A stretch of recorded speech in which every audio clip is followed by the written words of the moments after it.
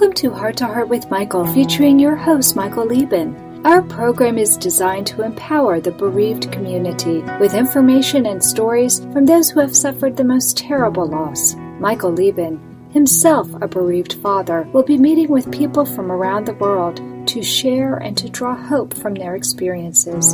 And now, here is Michael Liben. Welcome, friends, to the first episode of the first season of Heart to Heart with Michael, a program for the bereaved community. Our purpose is to empower our community. Today's show is The Last Days, and here with us to discuss this topic is our guest, Nancy Jensen. Nancy and her husband Carl have 3 heart-healthy sons and Jessica. Jessica was born with tetralogy of Fallot, pulmonary atresia, severe pulmonary artery stenosis, non-confluent pulmonary branches, major aortopulmonary collateral arteries, and DiGeorge syndrome. Jessica was blue her whole life because despite 5 heart surgeries, she never had a complete repair. Jessica became oxygen dependent and needed a motorized wheelchair as walking became more difficult for her. Jessica had 2 strokes, which greatly affected her development. But miraculously, she mostly recovered from them, surprising just about everyone. Jessica never progressed beyond the level of a 7 or 8-year-old child and remained a sweet little girl, even though she suffered from separation anxiety and bouts of depression. Sadly, Jessica passed away on October 4th, 2010. She survived 22 years despite all her medical issues. Nancy continues to support the CHD community, offering compassion to CHD warriors, their families, and bereaved parents, including yours truly, and I hope we get to that later on. So thank you, Nancy, for coming on to Heart with Michael. It's a pleasure to see you. Thank you. Let's get right into it. We have a lot to discuss. Tell me a little bit about life with Jessica on a typical day. Well, in the very beginning, she was very, very sick, and we practically lived at the hospital. And as she grew a little older, she became oxygen dependent and needed a motorized wheelchair in order to be able to get around because she couldn't walk and breathe at the same time. And as her health deteriorated, she ended up spending a good part of her time in her hospital bed and doing things in her room. She also had ischemia of the bowels that I think we forgot to put in there, and that caused her a lot of pain. And she also had lung bleeds for a while. So she had a lot of anxiety. And the last quite a few years of her life, she stayed up really late at night due to anxiety and fear. And so I would stay up most of the night with her. We would watch her TV shows. We would color. We'd bead necklaces. And we spent a lot of quality time. And, you know, there were nights when she was crying and really had a difficult time getting to sleep. But other nights, it was nice. My husband would get up early in the morning. He was working days. So he could get at the boys and get them up and get them ready for school and take them to school. And I would sleep in, and I would get up late morning and help Jessica get prepared for the day. She, as I said, had a lot of abdominal pain. So it took her a good part of the day for that pain to subside enough for her to eat very much. And her eating times were like late at night. And so that's when I would stay up and make sure she got food and whatnot. You obviously had to spend a lot of time with her, more than an average parent would spend with a child. How did your other sons feel about all the time that you had to spend with her and not with them? Well, they kind of grew up with it because, you know, one son is older and the other 2 came along, and she always needed a lot of attention. She had strokes, so she needed therapy, and she always needed help, you know, preparing her food, help having a bath. She was in pull-ups at night, and they kind of grew up with it.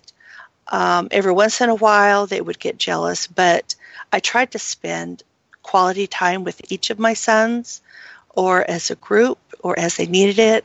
One son in particular had a more difficult time, and so I would take time to explain to him why she needed that attention. And he now has told me that he has thanked me for teaching him that just because someone needs more attention doesn't mean that they are loved more than other children. That's really true. And sometimes actually it's the other way around. It's, you can, if you love someone or trust them, or you can let them be on their own more and they're going to be all right. But what is it like to, spend quality time with them? So did you feel guilty for not being with her at the time that you were with them? Were you torn apart like that? Yes, always. I was always torn apart when, I would miss my son's drama performances or feel bad because there were other things that I had wanted to do with them when they were younger, like go on field trips, but I wasn't able to. So I still have some feelings of guilt about that, but I know in my heart that I did what I needed to do in order to care for all 4 of my children. As your kids now are more grown up, do you sense that they've become better adults because of this? Yes. Every single one of them have said that and have explained to me different ways that how they have grown because of their sister. And like they would say, well, without Jessica, I wouldn't have the compassion for others that I have now, or our family wouldn't be as strong as it is now. So it's really nice to see them maturing and growing and learning realizing what they have learned. Carl has a very difficult job. He's a police officer. I know he's working shifts. I know it's not an easy job to carry. How did you manage between the two of you to share that load, raising everybody, keeping everything together? And you yourself, we haven't talked about this, but you have your own medical issues. Who says we kept everything together? Good, no. Good answer. Yeah. So, and Carl had to go to court, and, he has a very demanding job, and sometimes it got very scary. But thankfully, through our state, we have help of home health aides, and they could come into our home, and I could take a nap while they were here. And I did that a lot, especially the last, 6, 7, 8, 10 years of Jessica's life when my health started to get worse. So that was really, really a lifesaver for me, to be able to have them come in, and they would visit with Jessica. They would fix her food. They would bathe her. So they would take some of the load off of me. And towards the end, when my husband was working day shift, but he's also on a squad where he can call in and say, hey, my wife needs to take our daughter to the doctors. She needs my help. So I'm going to come in an hour late. And he could do that. Nice. That was very nice, because towards the end, I couldn't lift the oxygen anymore. It was very hard for me to tie the wheelchair, that 600-pound wheelchair, onto the lift, which is on the back of the vehicle, and, all that stuff. And so he was there to help do all that stuff, and also to ask questions with the doctors, where in the beginning it was all me, because he was in school and working several jobs. So it was so nice to have him there to help me with that. Did you find that you were Jessica's mom and he was the boy's father, and that there was a division that way? That's kind of how we shared things with the boys, like scouting. My husband was a Boy Scout, or is a Boy Scout, and he would take them scouting and to their activities, to camp. And for a while there, he was taking the boys to church, because I would be up all night with Jessica, and we did not have a home health aide on Sunday. So I wasn't able to go. Jessica was too sick to go. So he would take the boys to church. And it was very helpful for us to be able to do it that way. I think it's always very nice when it works out. This is the sort of thing that, can either bind you so much more together, or can really just atomize the family. And you're very lucky that's not what happened. Thank you so much, Nancy, for sharing your story with our listeners, and for sharing Jessica with us. Now it's time for a commercial break, but don't go far, because when we get back, we're going to talk about how your family prepared to say goodbye to Jessica, and Jessica's own awareness of her oncoming death. Hi, I'm John Montez of NBC's hit acapella show, The Sing-Off. In acapella music, it takes a team to create a sound that many will enjoy, just like it'll take a team to help my good friend Miles Schweitzer, an HLHS survivor. Let's help Miles fulfill his dream and make a big enough sound to bring awareness to congenital heart disease. Please visit him at gofundme.com/The Miles Project. Miles with the Y. Again, that's gofundme.com/The Miles Project. This is for Miles. You are listening to Heart to Heart with Michael. If you have a question or comment that you would like addressed on our program, please send an email to Michael Liben at michael@hearttoheartwithmichael.com. Now, back to Heart with Michael. Welcome back to our program, Heart to Heart with Michael. Today we're talking with bereaved mother Nancy Jensen. Nancy, at a certain point it became clear to you and your husband that Jessica was not doing well. So how did you come to accept that she would need hospice care? And what was the process of coming around to saying, we need this, we're going to have to do this, this is the end? Well, Michael, we actually had to do that twice. In 2004, Jessica was having lung bleeds, and they finally did a cath and endoscopy and found that she had collaterals she had going from her aorta to the lungs were bursting and bleeding into the lungs.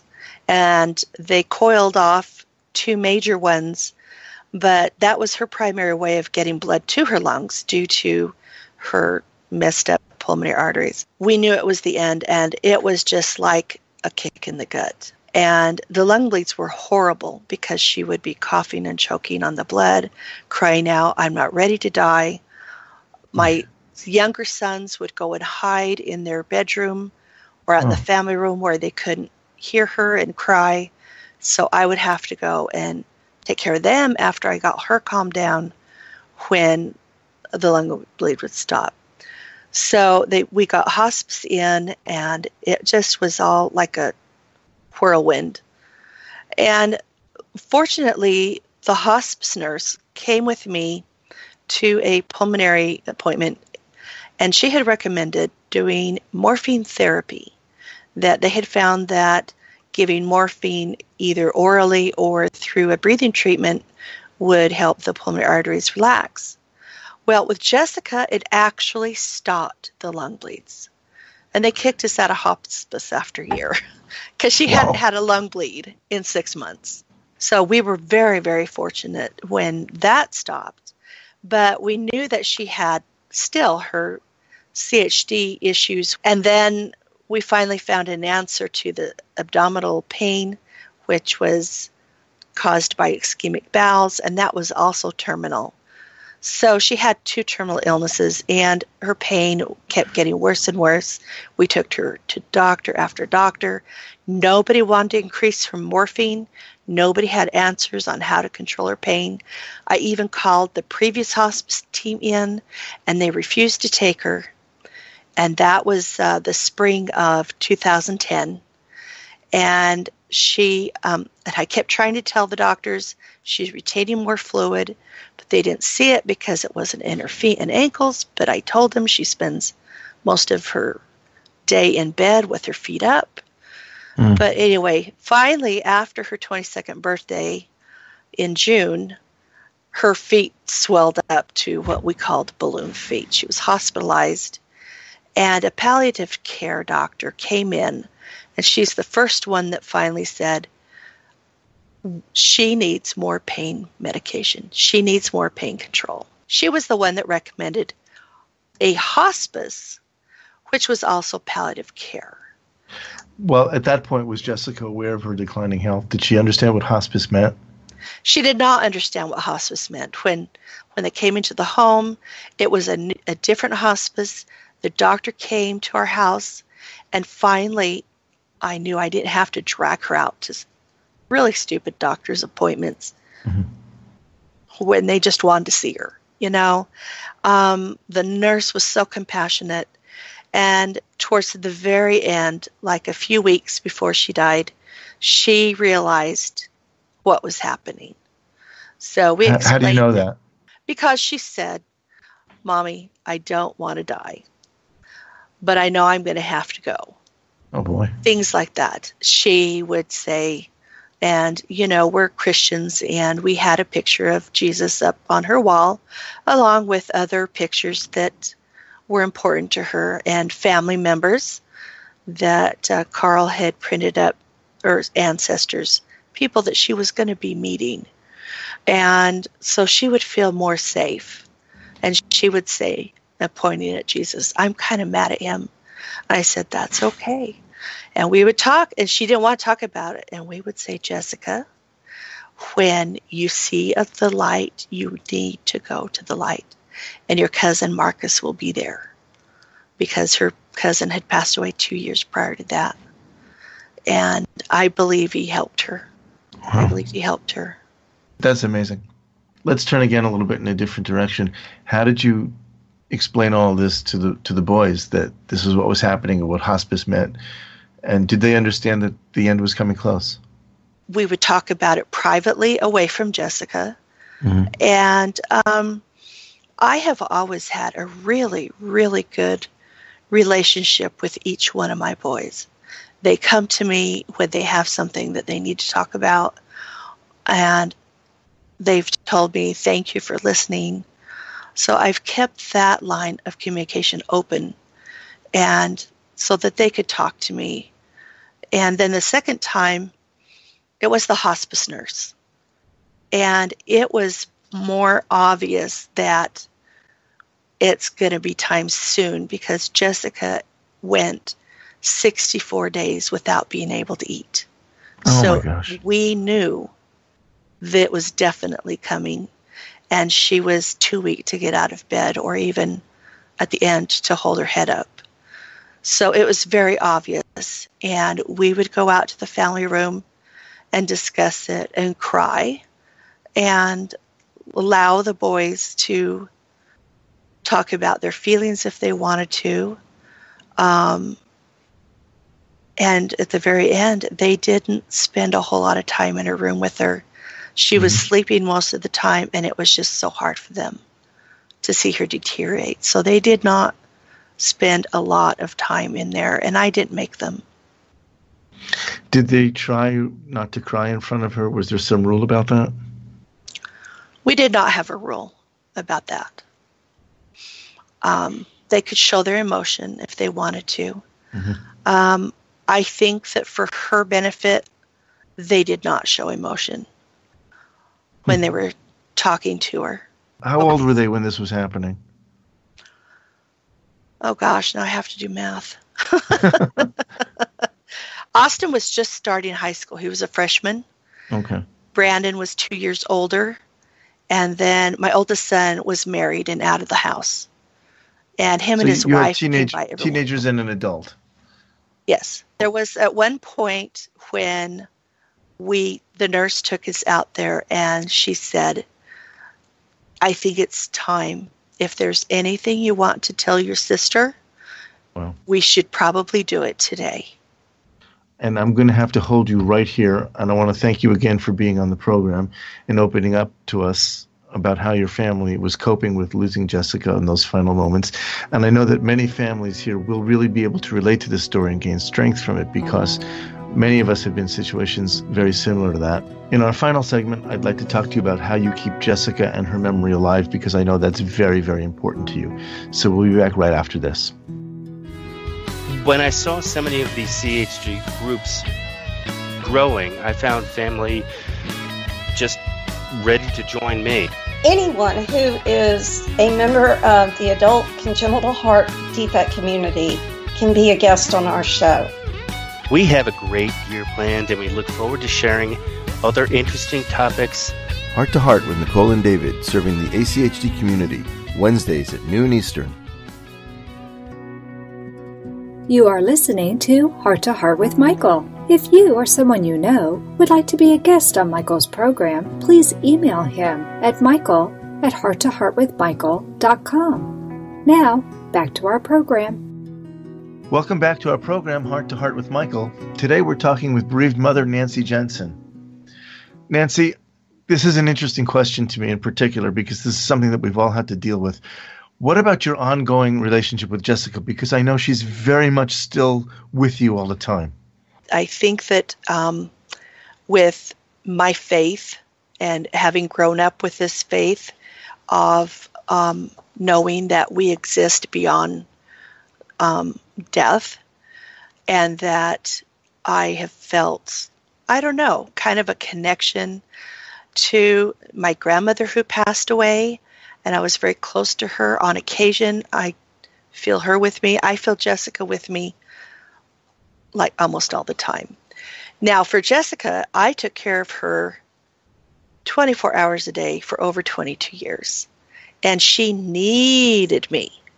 If I left the house, she would call me every 5 minutes. Mommy, I need you, you know. And as we mentioned before, I spent a lot of time with her, not just taking care of her medical needs, but her emotional needs. And so that was one thing that was really hard for me in the beginning, is to not be able to physically take care of her. So I found other ways to fill that need of taking care of her. In my artwork, everything I do, if you know my relationship with Jessica, you'll see Jessica in it. Her favorite colors, maybe, you know, different things, and that's a way that I continue that relationship. We talk about her a lot, every day. Either her dad or I will joke about her little Jessica-isms. She loved to joke about every little thing. And we do that, and we remind each other of those things, or we will quote her. So she is very much a part of our lives. And I think that in a way, when I can say that I feel her with me, I kind of think that's partially the grieving process. Maybe when I'm missing her more, I can feel her with me more, if that makes sense. It absolutely does make sense. You know, I think that a lot of bereaved families don't understand or don't recognize that as being their child being with them.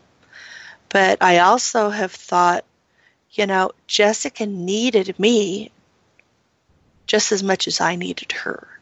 So she might be with me because she still needs to be with me, if that makes sense. It makes perfect sense, and it leads me directly to my next question. You're a member of the Church of Jesus Christ of the Latter-day Saints, which most of us know as the Mormon Church. And I'm sure that's a very important part of your ongoing relationship, and I'd like to hear more about that, because that's very interesting. A lot of people don't know much about it. Okay, well, in a nutshell, our belief is that we existed as spirits, literal children of a loving Father who created this world for us to come and experience, as we could grow and progress, lives with mortal bodies. This is the first time that we could get married and have children and experience new things. And that this was never supposed to be a forever home, our mortal bodies. We came to learn how to have faith, how to believe in our Father without being with Him. We learn how to make decisions on our own and have trials.